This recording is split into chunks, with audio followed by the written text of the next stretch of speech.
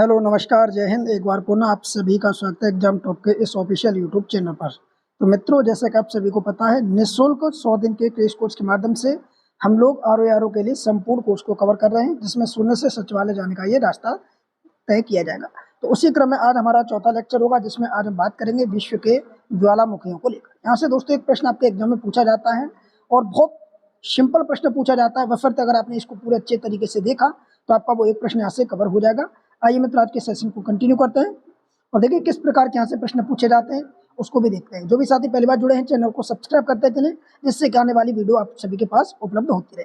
यहाँ पर आप देखेंगे एक हेडिंग दी गई है ज्वालामुखी।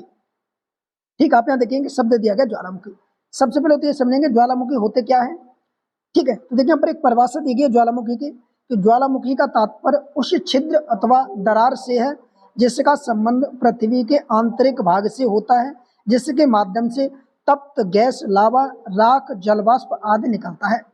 जी हाँ दोस्तों, आप इस तरीके से समझेंगे, इस तरीके से आप समझेंगे। और यहाँ से एक नली जा रही है इस तरीके से, और यहाँ से आपके पृथ्वी के अंदर से बहुत सारे पदार्थ, जिसमें गैस है, पानी, जलवाष्प आदि जो जमीन पर गिरता है, उसे हम क्या कहते हैं, इस पूरे भाग को हम कहते हैं ज्वालामुखी। आइए बढ़ते हैं। अब देखिए ज्वालामुखी के बाद यहाँ से दूसरा पॉइंट बन सकता है कि ज्वालामुखी उद्भेदन के समय सर्वप्रथम गैसें एवं जलवाष्प बाहर निकलता है।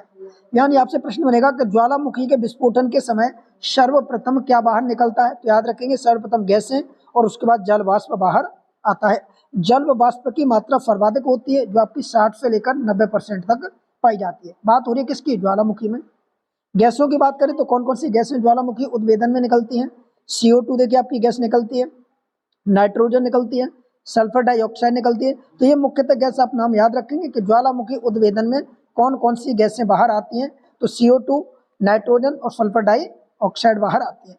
आगे थोड़ा और पढ़ेंगे तो आप देखिए शब्द दिया लावा। अब लावा क्या होता है, तो दोस्त याद रखेंगे कि ज्वालामुखी उद्गार के समय भूगर्भ में, यानी पृथ्वी के अंदर भूगर्भ में स्थित तरल पदार्थ को मैग्मा कहते हैं। याद ध्यान रखेंगे, जो पृथ्वी, मान लेते हैं ये पृथ्वी आपकी, ठीक है, और यहाँ से इस तरीके से आप समझेंगे, इस तरीके से एक नली जा रही है, ये छिद्र है, और इस छिद्र से जो अंदर जो तरल पदार्थ है, इस तरीके से आप मान लें कि पानी जैसा, पानी फिर थोड़ा सा गाढ़ा हल्का सा, उस तरल पदार्थ को हम क्या कहते हैं, मैग्मा कहते हैं। और यही मैग्मा इस तरीके से बाहर निकल कर आता है।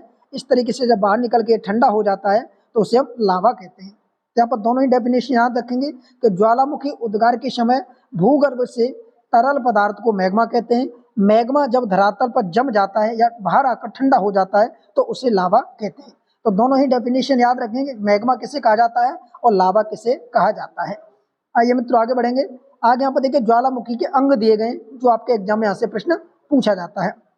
देखिए दिया गया कि लावा जब ज्वालामुखी छिद्र के चारों तरफ आकर जमने लगता है तो ज्वालामुखी शंकु का निर्माण करता है।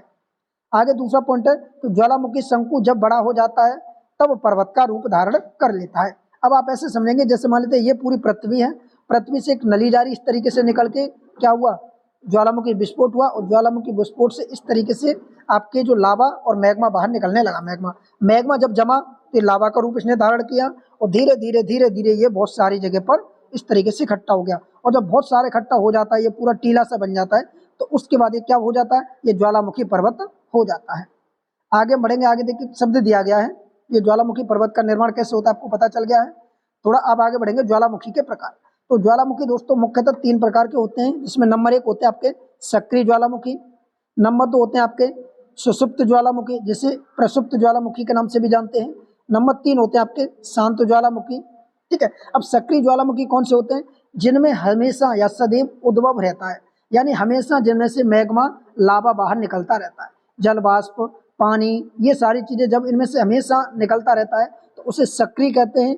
ठीक है, प्रसुप्त कौन से होते हैं, कभी भी हो सकता है। इसका अर्थ है कि ये अभी तो इसमें से मैग्मा, लावा, जलवाष्प वगैरह कुछ नहीं निकल रहा है, बट आने वाले समय में कभी भी निकल सकता है। यानी ये हमेशा अपने अंदर से पृथ्वी से कुछ ना कुछ बाहर फेंकते रहते हैं। ये आने वाले समय में कभी ना कभी फेंकेंगे, और ये कभी आज से कई वर्ष पहले फेंक चुके थे, अब आगे भविष्य में कभी नहीं फेंकेंगे। इसीलिए इनका नाम पड़ा है शांत ज्वालामुखी। इसे शांत ज्वालामुखी के नाम से भी जानते हैं।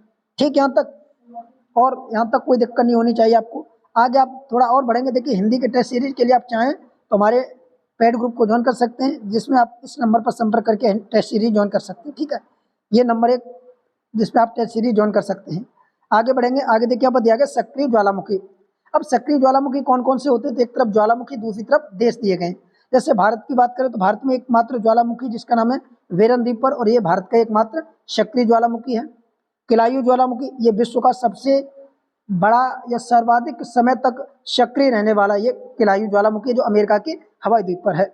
मोना लोआ, ये भी आपका सक्रिय ज्वालामुखी, ये भी आपके हवाई द्वीप पर है। माउंट इरेबस, ये अंटार्कटिका पर है, ये भी सक्रिय ज्वालामुखी है। ठीक है, कोटोपैक्सी, ये भी आपका सक्रिय ज्वालामुखी है, ये कहाँ पर है, तो आप याद रखेंगे ये इक्वेडोर में है। आगे याद रखेंगे स्ट्रोम्बोली, ये भी आपका सक्रिय ज्वालामुखी जो लेपारी द्वीप पर है। ठीक है, माउंट एंटना, ये सिसिली द्वीप पर है, ये भी आपका सक्रिय ज्वालामुखी है। ठीक है, आगे आपका है लांगिला और बांगाना, ये दोनों ही आपके पपुआ न्यू गिनी पर है, और ये दोनों ही सक्रिय ज्वालामुखी हैं। ठीक है, समेरू की बात की जाए, ये जावा इंडोनेशिया में सक्रिय ज्वालामुखी है। ओजस डेल फालाडो, ये अर्जेंटीना में, ये भी आपका सक्रिय ज्वालामुखी है। तो ये जो मैंने आपके सामने 10 ज्वालामुखी लेकर आया हूँ, ये सभी के सभी सक्रिय ज्वालामुखी के उदाहरण हैं। आगे बात करेंगे सुषुप्त ज्वालामुखी या फिर हमारे प्रसुप्त ज्वालामुखी। यहाँ देखिए उदाहरण के तौर पे आप समझेंगे, देखिए प्रश्न कैसे पूछा जाएगा, जैसे मानते हैं ये 3 ऑप्शन दे दिए, 1 2 3, और एक दे देगा ऊपर वाले में से और पूछेगा इनमें से कौन सा सक्रिय ज्वालामुखी है। तो आप याद रखेंगे जो ऊपर मैंने जो आपको कराए हैं ये सभी सक्रिय ज्वालामुखी हैं, आप इनको कॉपी पेन लेकर नोट कर लें, और ये आपके सुषुप्त या प्रसुप्त ज्वालामुखी हैं, जिनमें आपका देखिए एक आपका है विशुवियस, ये आपका इटली में है। एक आपका फ्यूजियामा, ये जापान में बहुत ज़्यादा पूछा जाता है फ्यूजियामा। ठीक है, क्राकाटाओ, ये आपका इंडोनेशिया में है, और आपका नारकोंडम, ये आपके अंडमान निकोबार भारत में है। तो भारत में 2 पाए जाते हैं, एक आपका सक्रिय, दूसरा आपका नारकोंडम पाया जाता है। ये आपका सुषुप्त या प्रसुप्त ज्वालामुखी है। आगे थोड़ा बढ़ेंगे तो आप देखिए कुछ शांत ज्वालामुखी दिए गए, जो कभी अब इनसे दिक्कत नहीं होगी, इनसे कोई डरने की बात नहीं, आप इन पर घूमने भी जा सकते हैं, क्योंकि अभी कभी भविष्य में विस्फोट नहीं होगा। तो जैसे एकांकागुआ, ये आपका एंडीज पर्वत पर विद्यमान है। चिम्बरालो, ये आपके इक्वेडोर में विद्यमान है। किलिमंजारो, ये आपके तंजानिया में विद्यमान है। ठीक है, पोपा, ये आपके म्यांमार में विद्यमान है। तो ये सब आपके शांत ज्वालामुखी के उदाहरण हैं, आप देख पा रहे होंगे। कोह और आगे देवबंद, ये दोनों ही ईरान में विद्यमान है। ठीक है, तो आप यहाँ तक कवर कर सकते हैं। थोड़ा आगे बढ़ेंगे, अब देखिए कुछ इंपोर्टेंट ज्वालामुखी हैं, एक तरफ देश दिया गया, दूसरी तरफ यहाँ पर ज्वालामुखी दिए गए। यहाँ से प्रश्न आता है सुमेलित करने के लिए कि कौन सा ज्वालामुखी कौन से देश में विद्यमान है। एक एक करके समझेंगे। जैसे सबसे पहले आप याद रखेंगे फ्यूजियामा, ये आपके जापान पे है। ठीक है, दूसरा आपका मेयाना, ये आपके फिलीपींस देश में है। एक आपका माउंट ताल, ये आपके फिलीपींस में है। एक और अगला आपका माउंट पिनाटुबो, ये भी आपका फिलीपींस देश में है। ठीक, तो फिलीपींस में काफ़ी ज्वालामुखी हैं। आगे बात करेंगे यहाँ पर माउंट इरेबस, ये आपके रोस द्वीप पर है। आगे बात करेंगे माउंट एंटना, ये आपके सिसिली द्वीप इटली में है। आगे विशुवियस, ये आपके नेल्पस की खाड़ी में है। आगे आपका स्ट्रोम्बोली, ये आपके लेपारी द्वीप पर है। आगे माउंट एरेबियन, ये आपके अमेरिका में है। आगे चिम्बोरेजो, ये आपके इक्वेडोर में है। तो ये सब आपके इंपॉर्टेंट ज्वालामुखी हैं, आप इन सभी को नोट कर लें। आगे आपका दिया गया कोटोपैक्सी, ये आपके इक्वेडोर में है। ठीक है, एलबुर्ज, ये आपके जॉर्जिया में है। उसके बाद माउंट पोपा, ये आपके म्यांमार में है। तो ये क्या है, ये एक तो शांत ज्वालामुखी है, साथ ही साथ चोटियों का रूप इन्होंने धारण कर रखा है, तो इनको ज्वालामुखी पर्वत भी हम कह सकते हैं। ठीक है, अगला आपका माउंट पोपा म्यांमार हो गया। को सुल्तान इंपोर्टेंट आपके लिए आपका ईरान में है। देवबंद, ये भी आपका ईरान में है। ठीक है, मोना लोआ, ये आपका हवाई द्वीप पर है। आगे आपका है पिरकुटिन, ये आपके मैक्सिको में है। ठीक, यानी अब उत्तरी अमेरिका महाद्वीप में। किलिमंजारो की बात करें तो ये दोस्त आपका तंजानिया में है, अभी हमने ऊपर देखा। आसामा की बात करें तो ये आपका कहाँ पर है, जापान में है। क्राकाटाओ की बात करें इंडोनेशिया में है। पारिकन की बात करें तो ये आपका मैक्सिको में है। ठीक है, कहाँ पर है ये, मैक्सिको में है। आगे आपका बात करें विल्ला टीला, ये आपके चिली में है। और आपके सेंट हेलेंस, ये आपके उत्तरी अमेरिका महाद्वीप अर्थात संयुक्त राज्य अमेरिका में है। तो ये सभी 30 के 30 जो मैंने जो ज्वालामुखी पर्वत आपको नोट करवाए या जो ज्वालामुखी हैं, इनको आप याद रखें। किस प्रकार से सुमेलित करने के लिए आ सकता है कोई भरोसा नहीं है, सुमेलित करने के लिए यहाँ से एग्जाम में प्रश्न आता है। चलिए कुछ इंपोर्टेंट फैक्ट हैं, जैसे आप समझेंगे यहाँ पर दिया गया है कि विश्व की सबसे ऊंचाई पर मृत ज्वालामुखी को हम शांत ज्वालामुखी के नाम से भी जानते हैं। ठीक है, मृत ज्वालामुखी, तो उसका नाम है एकांकागुआ। पृथ्वी का सबसे बड़ा ज्वालामुखी, इसका नाम है मोना लोवा। ठीक है, आगे थोड़ा और बढ़ेंगे, कुछ और इंपोर्टेंट फैक्ट हैं। सौर मंडल का सबसे बड़ा ज्वालामुखी, तो सौर मंडल का सबसे बड़ा ज्वालामुखी आपका नेक्स्ट ओलंपस, जिसे मंगल ग्रह पर है ये। ठीक है, कहाँ पर है, ओलंपस मंगल ग्रह पर। आगे सर्वाधिक सक्रिय ज्वालामुखी तो मैंने आपको बताया था केलायू, ठीक है, ये सबसे सक्रिय ज्वालामुखी है। कुछ और इंपोर्टेंट ज्वालामुखी है जैसे सबनकामा, ये आपके पेरू में है, ठीक है, माउंट मेरापी ये आपके इंडोनेशिया में है, कोलेमा ये आपके मैक्सिको में है, ठीक है, सोनोरल ये आपके अमेरिका में है, और दस्त एलुट ये आपके ईरान में है। तो इन सभी ज्वालामुखियों को आप सभी दोस्तों को याद रखना था।